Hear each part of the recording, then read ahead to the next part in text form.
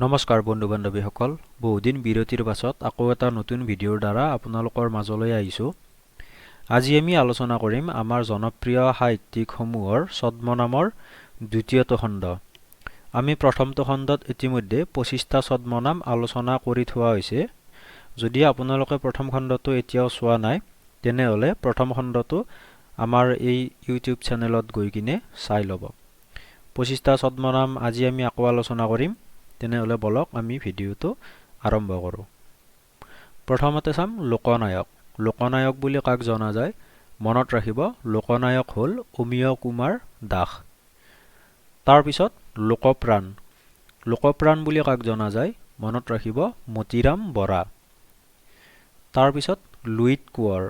লুইত কোঁৱৰ বুলি কাক জনা যায়? মনত ৰাখিব, ৰুদ্ৰ বৰুৱা। মই ফটো সহকাৰে ভিডিঅ'টিত দি দিছোঁ, আপোনালোকে চাই গৈ থাকিব। তাৰপিছত লোকপ্ৰিয়। আমি সকলোৱে জানো লোকপ্ৰিয় বুলি জনা যায় গোপীনাথ বৰদলৈ।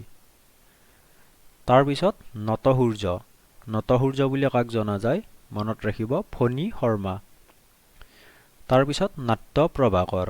নাট্যপ্ৰভাকৰ হ'ল সত্যপ্ৰসাদ বৰুৱা। বন্ধুসকল, মই সত্যপ্ৰসাদ বৰুৱাদেৱৰ ফটোখন গুগলত চাৰ্চ কৰি কিনেও মই বিচাৰি পোৱা নাই। যদি আপোনালোকে কোনোবাই বিচাৰি পাইছে, তেনেহ'লে কমেণ্টত গৈ লিংকটো শ্বেয়াৰ কৰি দিব। নিজৰাৰ কবি। নিজৰাৰ কবি বুলি কাক জনা যায়? মনত ৰাখিব, হলিধৰ ৰাজখোৱা। তাৰপিছত পাপৰিৰ কবি।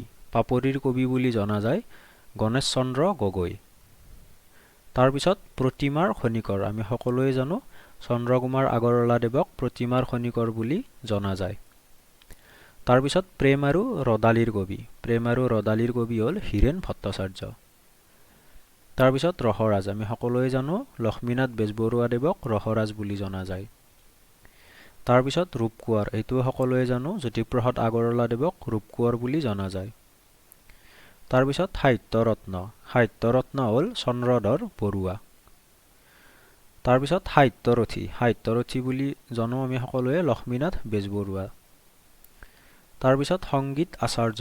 সংগীত আচাৰ্য হ'ল লক্ষ্মীৰাম বৰুৱা। তাৰপিছত শেৱালিৰ কবি। শেৱালিৰ কবি হ'ল ৰত্নকান্ত বৰকাকতি। তাৰপিছত সিংহপুৰুষ। আমি সকলোৱে জানো অসমৰ সিংহপুৰুষ হ'ল ৰাধা গোবিন্দ বৰুৱাদেৱ। তাৰপিছত শোণিত কোঁৱৰ। শোণিত কোঁৱৰ হ'ল গজেন বৰুৱা।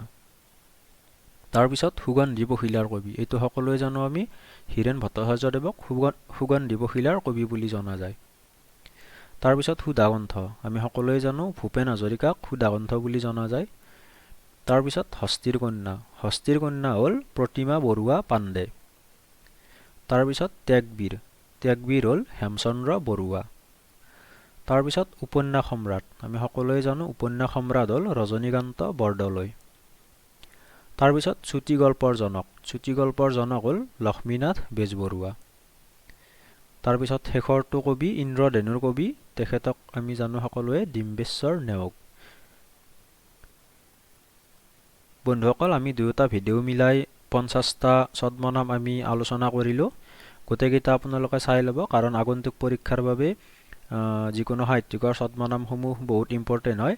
যদি আপোনালোকে ভিডিঅ'টো ভাল পালে, তেনেহ'লে ভিডিঅ'টো লাইক কৰিব, ভিডিঅ'টোত কমেণ্ট কৰিব আৰু ভিডিঅ'টি শ্বেয়াৰ কৰি দিব। ধন্যবাদ।